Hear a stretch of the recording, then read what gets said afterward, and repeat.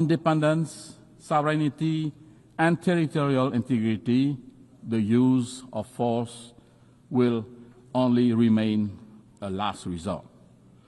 Cambodia will continue every effort to restore trust and normalcy, to promote harmonious coexistence and good neighborly relations, and to transform border areas into zones of peace, friendship, cooperation, and shared prosperity. Madam President, Excellencies, ladies and gentlemen, to honor the Founders' vision and meet today's realities, the United Nations itself must adapt. Cambodia supports pragmatic, incremental reform that strengthen the UN effectiveness without undermining the Charter. We believe that key priorities include empowering preventive diplomacy and mediation, giving the UN more tools to defuse crises before they erupt, strengthening the General Assembly, which is the most representative body, by giving its resolution greater follow-up capacity and moral weight, expanding non-permanent Security Council seats to better reflect today's multipolar world and enhance legitimacy of the Council, enhancing peacekeeping and border monitoring missions, especially in dispute areas, so that small states have equal access to mediation and protection. Complementary measures such as funding, technology, and gradual legal adjustment can turn broad reform principles into concrete progress. For countries like Cambodia, the UN's greatest strength is not cohesive force, but its moral authority, legitimacy, and convening power, quality that can shield small nations and sustain peace. As we commemorate 80 years of the United Nations, let us honor the vision of its founders by choosing cooperation over confrontation, dialogue over division, and hope over despair. Cambodia stands ready to work to be better together with all member states, the UN system, and our partners worldwide to ensure that the decades ahead are defined by peace, sustainable development, and the unshakable dignity of every human being. I thank you.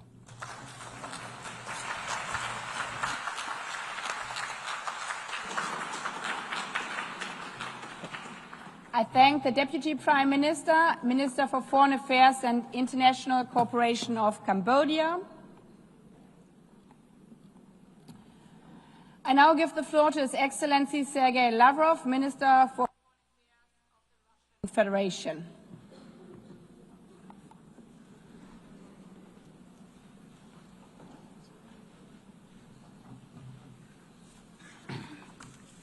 Госпожа председатель. Madam President, ladies and gentlemen, 80 years ago, the most terrible war in human history came to an end. More than 70 million people fell victim to the fighting, famine, and disease. In 1945, the course of world history changed forever. The triumph over German Nazism, under whose banner most of Europe had rallied, and Japanese militarism paved the way for peace, recovery, and prosperity. This year, Moscow and Beijing held celebrations devoted to the 9th of May and 3rd of September holidays to mark the victory in the Great Patriotic War and World War II. The world witnessed grand military parades commemorating the decisive contribution of the peoples of the Soviet Union to the defeat of Nazi Germany and the particular role of the people of China in defeating militaristic Japan. We sacredly honor the memory of our brotherhood in arms with all of our allies who stood on the side of truth in the fight against the forces of evil. One of the enduring outcomes of that war was the creation of the United Nations. The principles of its charter, agreed upon by the founding fathers of our organization, continue to serve as a shining beacon of international cooperation. They embody centuries of experience of the coexistence of states and remain fully relevant in the age of multipolarity. The only thing that remains is for all member states, without exception, to adhere to those principles in full, in their entirety, and as they are interconnected. In practice, however, things look different. Widespread, gross violations of the principle of the sovereign equality of states are undermining faith in justice itself and leading to crises and conflicts. The root of the problem lies in the incessant attempts to divide the world into us and them, into democracy and autocracy, into a blooming garden and a jungle, those who are at the table and those who are on the menu, into the chosen ones who are allowed everything and the rest who for some reason are obliged to serve the interests of the golden billion. We advocate for unquestioning adherence to the principle of equality. It is the guarantee that all countries will be able to take their rightful place in the world order, regardless of their military might, the size of their population, or the size of their territory and economy. The principle of the non-use of force and threat of force has also been repeatedly flouted by the West. The NATO bombing of Yugoslavia, the invasion of Iraq by the US-led coalition, and NATO's military operation for regime change in Libya all ended in tragedy. Today, Israel's illegal use of force against the Palestinians and aggressive actions against Iran, Qatar, Yemen, Lebanon, Syria, and Iraq threaten to blow up the entire Middle East.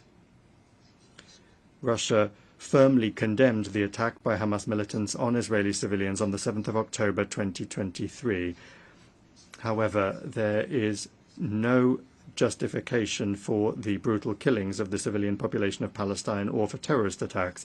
There is also no justification for the collective punishment of Palestinians in the Gaza Strip, where Palestinian children are dying from bombing and starvation. Hospitals and schools are being destroyed, and hundreds of thousands of people are being left without shelter. There is no justification for plans to annex the West Bank. We are essentially dealing with an attempt at a kind of coup d'etat aimed at burying UN decisions on the creation of a Palestinian state. Recently, a number of Western governments announced their recognition of the State of Palestine. Moreover, they announced their intention to do so several months ago. The question then arises, why did they wait so long? It seems that they had hoped that soon, by the time the General Assembly session was convened, there would be nothing and no one left to recognize. The situation requires urgent action to prevent such a scenario, which was strongly advocated by the participants at the high-level international conference on Palestine. The strikes on Iranian facilities under IAEA safeguards deserve condemnation, as do the strikes on the capital of Qatar at a time when negotiations with Hamas were being held there with the participation of American mediators, among others. Yesterday, in the Security Council, the West rejected a rational proposal by China and Russia to extend the 2015 agreement on Iran's nuclear program in order to allow time for diplomacy. This has finally exposed the West's policy of sabotaging the pursuit of constructive solutions in the UN Security Council and its desire to extract unilateral concessions from Tehran through blackmail and pressure.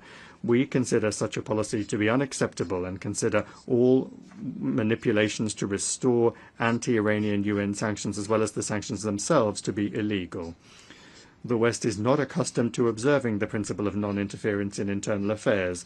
The color revolutions have become a sad phenomenon of our time, and illegal unilateral sanctions have long since become the main tool of Western diplomacy. No matter what excuses are used to justify them, the essence of such sanctions is the same: to suppress and intimidate competitors in the global economy and politics. Russia, together with an absolute majority of UN members, calls for the immediate lifting without prior conditions of the trade blockade against Cuba, which has been in place for more than 60 years, and for it to be removed from the notorious list of state sponsors of terrorism. We express our solidarity with the people of Venezuela in the face of external sanctions pressure and threats. We advocate for Latin America and the Caribbean to remain a zone of peace and cooperation. A flagrant example of the undermining of sovereignty and gross interference in internal affairs is the actions of the West in the Balkans, where such a fundamental principle as the need for all UN members to comply with Security Council decisions is being violated. The unilateral recognition of Kosovo's independence, contrary to Resolution 1244, was essentially an attack on Serbia's state structure.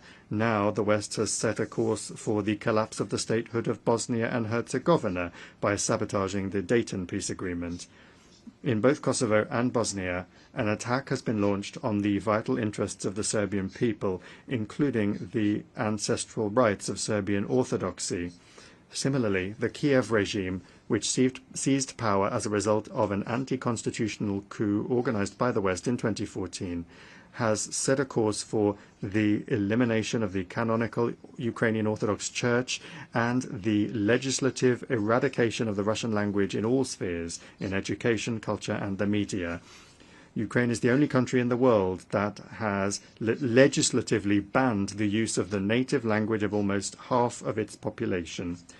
Arabic is not banned in Israel, and Hebrew is not banned in Arab countries and Iran, but Russian is banned in Ukraine. Let me remind you that Article 1 of the UN Charter states the need for respect for human rights and fundamental freedoms for all, without distinction as to race, sex, language, or religion.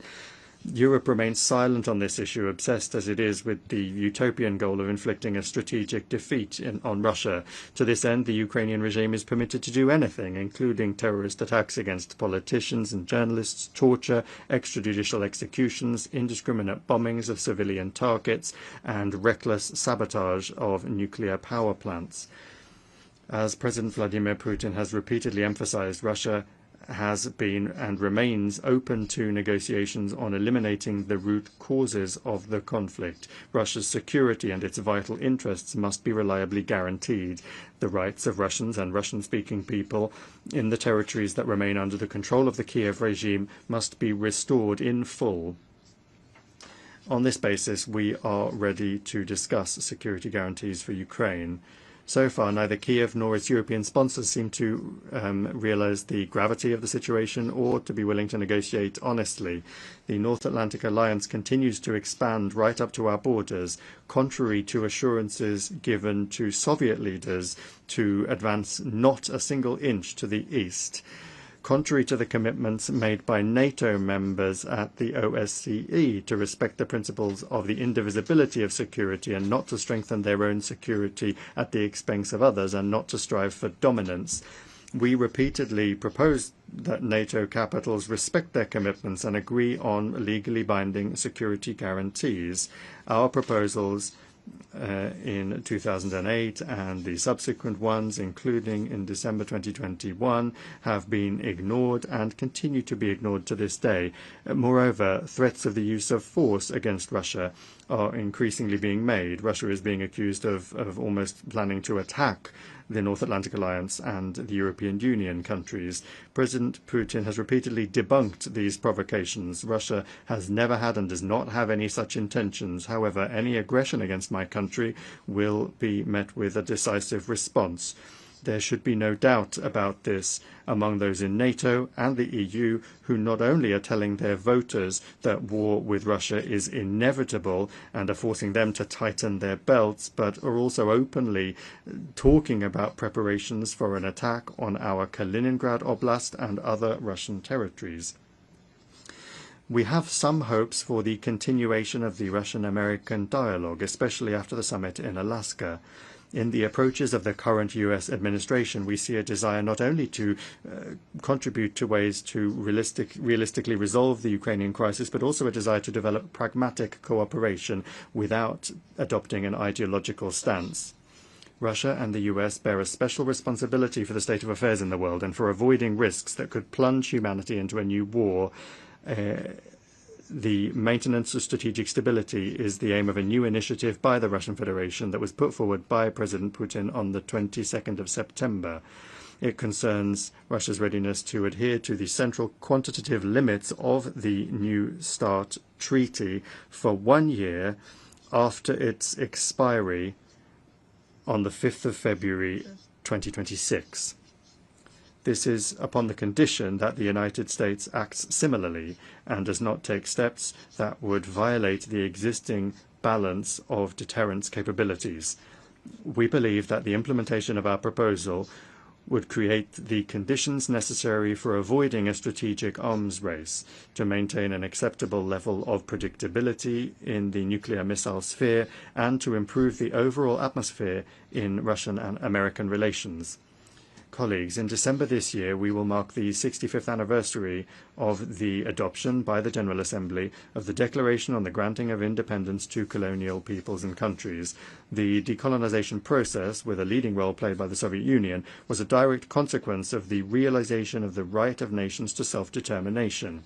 The peoples of Africa and Asia refused to live under the yoke of the colonizers, just as after the coup d'etat in 2014 in Ukraine, Crimea, Donbass, and Novorossiya refused to submit to the Kiev neo-Nazi regime that had illegally seized power. It not only does not represent the interests of the population, but has also unleashed a war against them.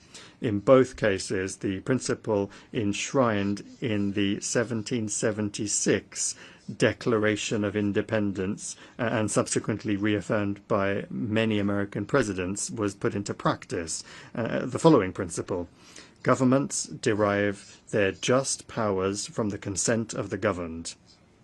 Neither the colonizers nor the Kiev regime had any consent from the peoples that they sought to rule.